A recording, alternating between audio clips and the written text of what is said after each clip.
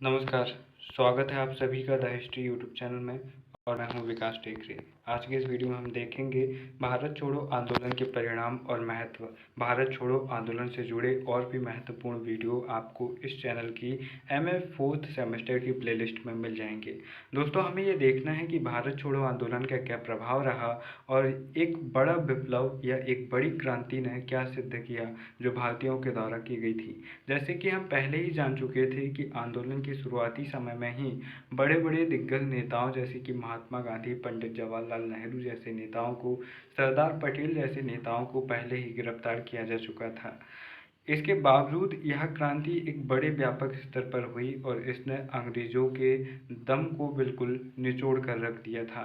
यहाँ पर डॉक्टर ईश्वरी प्रसाद इस आंदोलन के महत्व पर प्रकाश डालते हुए लिखते हैं कि यह अगस्त क्रांति निरंकुशता तथा अत्याचार के विरुद्ध जनता का विद्रोह थी।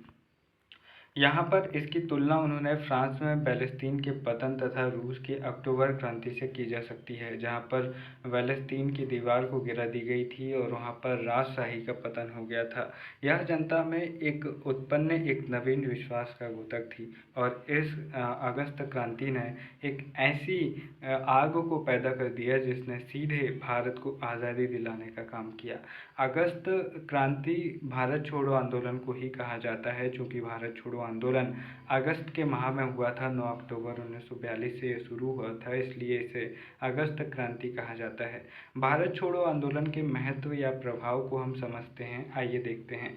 ब्रिटिश युद्ध प्रयासों को गहरी चोट, जहाँ पर इंग्लैंड द्वितीय विश्व युद्ध में अपने सैनिकों को और भारतीय सैनिकों को सम्मिलित करना चाहते थे और भारत से ज़्यादा लाभ उठाना चाहते थे, उनके प्रयासों पर चोट पहुंची। यहाँ पर उस समय के वायसराय लॉर्ड लिनलिथगो ने कहा था, भारत छोड़ो आंदोलन से ब्रिटिश युद्ध प्रयासों को बड़ी चोट पहुंची थी और उस समय और पहुंची जब भारत को विदेशी आक्रमण का खतरा था। इसके अतिरिक्त संचार व्यवस्थाएं भंग हो गई थी। देश में जिस भाग पर आक्रमण का खतरा था उससे संचार व्यवस्था टूट गया था और इस आंदोलन के कारण सेना के पास आवश्यक सामान नहीं पहुंचता था। हड़तालों के कारण खादी के उत्पादन में 45% कमी आ गई थी और चमड़े के सामान का उत्पादन आधा रह गया था। सेना का प्रभाव इसलिए हुआ कि सिगरेट के कारखानों को सिगरेट बनाने के लिए कागज नहीं मिला, क्योंकि कागज बनाने वाले कारखानों को क्षति हुई थी। धागे बनाने वाली फैक्ट्रियां बंद हो जाने के कारण सैनिकों के लिए कपड़े सीने के लिए धागा नहीं मिलता था और आगे चलकर सैन्य विद्रोह भी इस अगस्त क्रांति के परिणाम स्वरूप हमें दिखता है। इन उपद्रवों का बर्मा के संग्राम पर क्या प्रभाव हुआ, इसका हिसाब लगाना तो कठिन है, किंतु बर्मा सीमा पर ब्रिटिश सेना की शुरू में जो हार हुई वह इन दंगों के कारण हुई थी और जो आज़ाद हिंद फौज बार बार इन्हें हरा रही थी उसका कारण भी यही थे कि ये इधर साइड से अंग्रेज़ों को दबा रहे थे। 17 दिसंबर 1942 को कलकत्ता में लिनलिथगो ने अपने भाषण में युद्ध प्रयास में बाधा और सेना को दूसरी ओर मोड़ देने का उल्लेख किया था। साथ ही यहाँ पर दूसरा बिंदु यह आता है कि अंग्रेजों के साम्राज्य के नैतिक रूप से न्यायोचित दंभ का समाप्त हो जाना।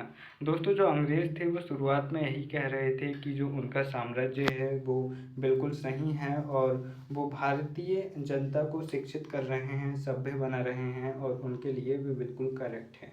लेकिन इस आंदोलन में जहाँ पर जनता ने बड़े पैमाने पर आंदोलन किया और पूरे भारत, संपूर्ण भारत में यह क्रांति हुई और इसने यह साबित करने का प्रयास किया कि जनता ही जब आपके विरोध में है तो फिर आप किसको न्याय देने की बात कर रहे हैं और किसे कह रहे हैं कि आपका साम्राज्य न्यायोचित है। तो यहाँ पर अंग्रेज़ों की जो बात थी वो पूरी गलत साबित हुई और अंग्रेज़ों को यहाँ पर हार का सामना करना पड़ा।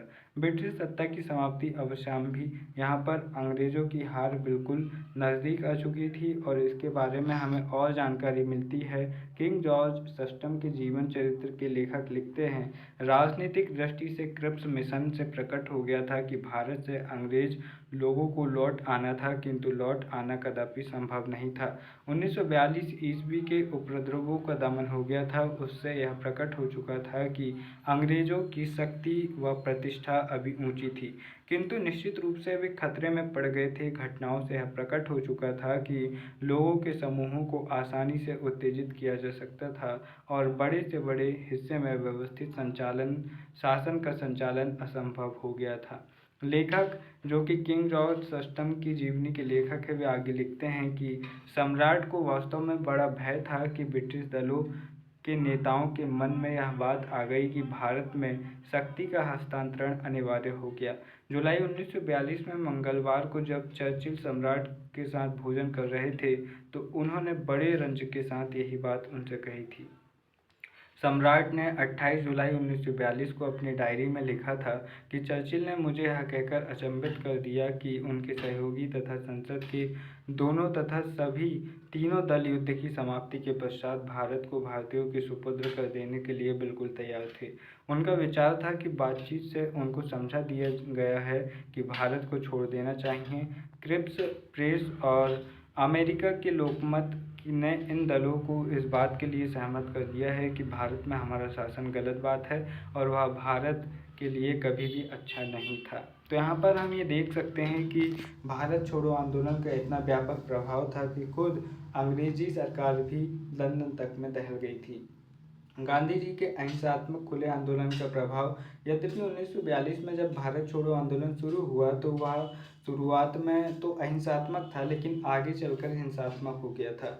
लेकिन जहाँ पर गांधी जी पहले अहिंसा के साथ साथ जब जैसे ही हिंसा दिखती थी तो वे तुरंत आंदोलन को रद्द कर देते थे, वो गलती उन्होंने यहाँ पर नहीं दोहराई। उन्होंने कहा कि मैं तो अहिंसा का ही समर्थक हूँ और आंदोलन का आधार अहिंसा को ही मानता हूँ, लेकिन अगर कहीं कहीं थोड़ी बहुत हिंसा भी हुई तो उन्होंने उस पर ध्यान नहीं दिया, जिसके चलते आंदोलन को हर तरफ से बढ़ावा मिला।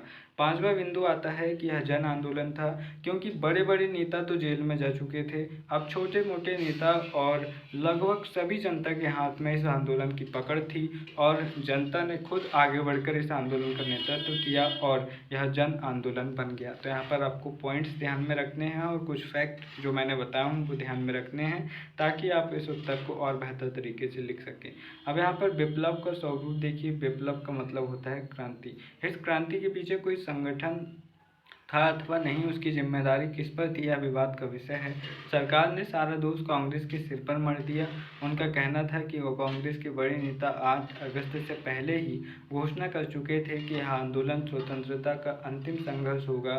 उससे सारे देश में आग लग जाएगी, तभी बुझेगी जब या तो देश स्वतंत्र हो जाए या कांग्रेस नष्ट हो जाएगी। गांधी जी ने के करो या मरो का संदेश का भी यही अर्थ था। दूसरा, विप्लव के अनेक भागों में एक साथ फूट पड़ा और सभी स्थानों पर उसका स्वरूप एक सा था। तीसरा पॉइंट यह था कि तोड़फोड़ योजनाबद्ध तरीके से की गई थी और उसमें तकनीकी ज्ञान का परिचय दिया गया था, यानी कि प्लानिंग थी। चौथा आता है कि आंध्र प्रदेश, बिहार आदि प्रांतीय कमेटियों ने आंदोलन के संबंध में कुछ निर्देश भी जारी किए थे। इससे सरकार ने यह सिद्ध करना चाहा कि विप्लव पूर्व नियोजित था और उसकी पूरी जिम्मेदारी कांग्रेस पर थी। यानी कि जहाँ पर एक तरफ कांग्रेस ये कह रही थी कि हमारे पास कोई प्लानिंग नहीं थी, उससे पहले ही हमारे बड़े नेताओं को गिरफ्तार कर लिया गया, तो यहाँ पर अंग्रेज़ों ने साबित करने की कोशिश की कि प्लानिंग इनकी पहले से ही थी और इन्होंने पूरे षड्यंत्र के साथ ब्रिटिश साम्राज्य के खिलाफ इस आंदोलन को किया। यह आंदोलन बहुत ही आसानी से 2 महीने में कुचल दिया गया। अब इसे 2 महीने में कुचला गया तो इससे तो ये अंदाज़ा लगाया जा सकता है कि आसान नहीं था, क्योंकि विशाल ब्रिटिश सेना को कुचलने में, इस आंदोलन को कुचलने में 2 महीने लग गया। और इससे यह स्पष्ट होता है कि इसके पीछे कोई योजना और संगठन नहीं था। जनता के मन में विदेशी शासन के प्रति जो घृणा थी वह उसके अत्याचारों के कारण स्वतः फूट पड़ी थी। अगर इसमें कोई संगठन या कोई एकमात्र लीडर होता तो उस संगठन और उस नेता की समाप्ति के साथ ही आंदोलन बहुत जल्दी समाप्त हो जाता। क्योंकि यहाँ पर जनता खुद आंदोलन का नेतृत्व कर रही थी, इसलिए जगह जगह आंदोलन हो रहे थे और इस आंदोलन को दबाने में 2 महीने से ज़्यादा का समय लग गया। तो यहाँ पर हमने समझने का प्रयास किया भारत छोड़ो आंदोलन का महत्व और परिणाम, इसकी असफलता के कारण, और बहुत सारे वीडियोस आपको एमए 4th सेमेस्टर की प्लेलिस्ट में देखने को मिल जाएंगे। वीडियो के अंत में बस इतना ही कहना चाहूँगा, जिग जिगलर कहते हैं, स्टीव जॉब्स जो कि एप्पल के सह संस्थापक है, वे कहते हैं दुनिया आपको तभी महत्व देगी जब आप दुनिया को अपनी क्षमताओं से परिचित कराएंगे, और आप क्षमताओं से दुनिया को तब परिचित कर पाएंगे जब आप अपने कंफर्ट जोन को छोड़कर मेहनत करेंगे। इसलिए मेहनत कीजिए उस तरफ जहां आपका मन है, जहां आप परफेक्ट हैं, और उसमें और बेहतर बनिए, और दुनिया फिर आपको एक दिन जानेगी। फिर मिलेंगे अपने किसी और वीडियो में, तब तक के लिए नमस्कार, जय हिंद।